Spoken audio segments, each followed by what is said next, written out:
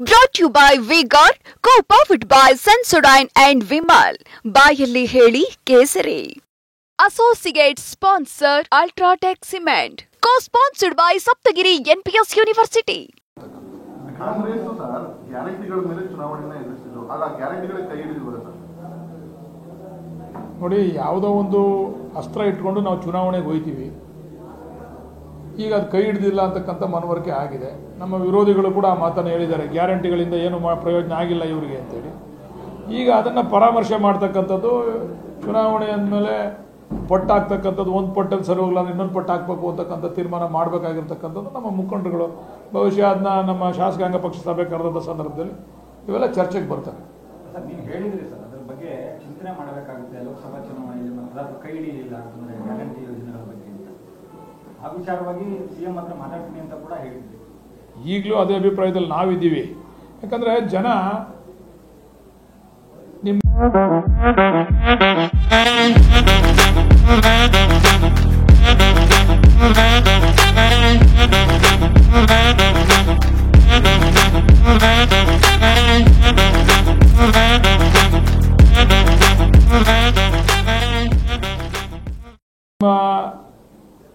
ಗ್ಯಾರಂಟಿಗಳು ನಮ್ಗೆ ಅವಶ್ಯಕತೆ ಇಲ್ಲ ಅಂತಕ್ಕಂಥ ತೀರ್ಪನ್ನು ಈ ಚುನಾವಣೆಯಲ್ಲಿ ನಮಗೆ ಕೊಟ್ಟಿದ್ದಾರೆ.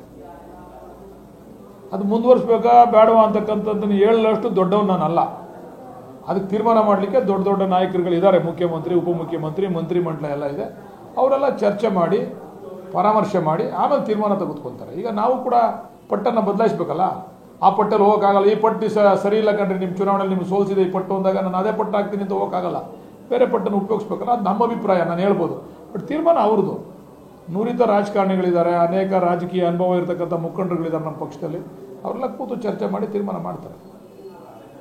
ಒಕ್ಕಲಿಗ ಮತಗಳು ಕೂಡ ನಿಮ್ಮ ಕೈ ಹಿಡಿದಿಲ್ಲ ಸರ್. ಹಂಗೆ ಯಾಕೆ ಪಾಪ ಒಂದೇ ಜಾತಿ ಮೇಲೆ ಓರಿಸ್ತೀರಾ? ಒಕ್ಕಲಿಗರ ಮೇಲೆ ಯಾಕೆ ಓರಿಸ್ತೀರಾ? ನೀವೇ ಹೆಂಗೆ ತೀರ್ಮಾನ ಮಾಡಿದ್ರಿ? ಒಕ್ಕಲಿಗರಿಗೆ ಓಟ್ ಹಾಕಿರೋದು ನಿಮ್ಗೆ ಏನೋ ಗೊತ್ತಿದೆಯಾ? ದೊಡ್ಡ ಮಟ್ಟದಲ್ಲಿ ಸೋಲಾಗ್ಲಿಕ್ಕೆ ಕಾರಣ ಸರ್. ನಾನು ಹೇಳಿಲ್ವ, ಜನರಲ್ ಆಗಿ ಒಕ್ಕಲಿಗರ ಮತಕ್ಕೆ ಕಂಪೇರ್ ಮಾಡ್ಕೊಂಡ್ರೆ ಬೇರೆ ಮತಗಳು ಜಾಸ್ತಿ ಇದಾವಲ್ವ. ಅಹಿಂದ ಮತಗಳು ಜಾಸ್ತಿ ಇದ್ದಾವೆ. ಅಹಿಂದ ಮತಗಳು ಕೈ ಹಿಡಿದ್ರೆ ನಾವು ಸೋಲ್ತಾ ಇರಲ್ವಲ್ಲ. ಒಬ್ಬೊಬ್ರದ್ದು ಒಂದೊಂದು ವಿಶ್ಲೇಷಣೆಗಳು ಇರ್ತವೆ. ಆಮೇಲೆ ಹೊಸ ಮುಖ ಒಂದ್ಸರಿ ಕೊಟ್ಟು ನೋಡೋಣ, ಹೃದಯವಂತ, ಫ್ರೀ ಆಪರೇಷನ್ನು. ಮುಂದೆ ಈ ರಾಜ್ಯದಲ್ಲಿ ಈ ದೇಶದಲ್ಲಿ ಮೋದಿ ಸರ್ಕಾರ ಬರ್ತದೆ, ಇವರು ಆರೋಗ್ಯ ಮಂತ್ರಿ ಆಯ್ತಾರೆ ಅಂತೇಳಿ ಭಾಷಣ ಮಾಡಿರ್ತಕ್ಕಂಥದ್ದು. ಆರೋಗ್ಯ ಮಂತ್ರಿ ಆದರೆ ಎಲ್ರಿಗೂ ಕೂಡ ಈ ರಾಜ್ಯದ ಜನತೆಗೆ, ಅದರಲ್ಲೂ ಕ್ಷೇತ್ರದ ಜನತೆಗೆ ಉಚಿತವಾದಂಥ ಆರೋಗ್ಯ ಸೇವೆ ಸಿಗ್ತದೆ. ಆಪರೇಷನ್ ಮಾಡ್ತಾರೆ. ಅಕಸ್ಮಾತ್ ಅಧಿಕಾರ ಸಿಗ್ತಾ ಇದ್ರು ಕೂಡ ಅವರ ಹಾಸ್ಪಿಟ್ಲಲ್ಲಾದರೂ ಕೂಡ ಉಚಿತವಾಗಿ ಎಲ್ರಿಗೂ ಸೇವೆ ಕೊಡ್ತಾರೆ ಅಂತಕ್ಕಂಥ ಭಾವನೆ ಜನಗಳಲ್ಲಿ ಬಂತು.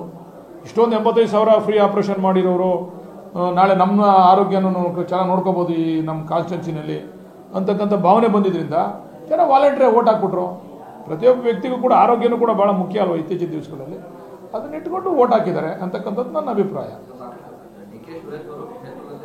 ಎಲ್ಲೂ ಕ್ಷೇತ್ರ ಕೆಲಸ ಮಾಡಿದ್ದಾರೆ ಅನ್ನೋದನ್ನ ಎಲ್ಲರೂ ಕೂಡ ಹೇಳ್ಕೊಂಡು ಬರ್ತಿದ್ವಿ. ಅದು ಜನರು ತಲುಪಲಿಲ್ಲ ಸರ್, ಹೇಗೆ ಅಂತ ವಿಫಲ ಆಯ್ತಾ ಹೇಗೆ?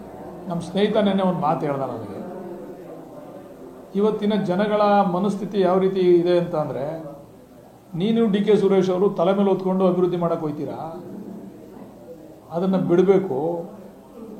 ನೀವು ಹೆಚ್ಚಿಗೆ ಶ್ರಮ ತಗೋತೀರ ಅಭಿವೃದ್ಧಿ ವಿಚಾರದಲ್ಲಿ. ಜನ ಕೇಳದೇ ಇದ್ರು ಕೂಡ ನೀವು ಅಭಿವೃದ್ಧಿ ಮಾಡಬೇಕು, ಅದು ಮಾಡಬೇಕು, ಇದು ಮಾಡಬೇಕು ಅಂತ ಹೋಗ್ತೀರಾ.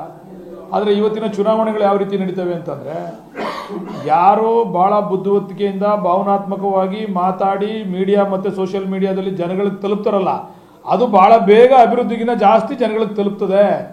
ಆ ಕೆಲಸವನ್ನು BJP ಅವರು ಮಾಡಿದ್ರು, ಡಾಕ್ಟರ್ ಮಂಜುನಾಥ್ ಅವರು ಮಾಡಿದ್ರು. ನಿಮ್ಮ ಸುರೇಶ್ ಅವರ ಅಭಿವೃದ್ಧಿ ಈ ವಿಚಾರದಲ್ಲಿ ಕೆಲಸ ಮಾಡಲಿಲ್ಲ. Brought to you by V-Guard, co-powered by Sensodyne and Vimal. ಬಾಯಲ್ಲಿ ಹೇಳಿ ಕೇಸರಿ. Associate sponsor Ultratech Cement. Co-sponsored by Saptagiri NPS University.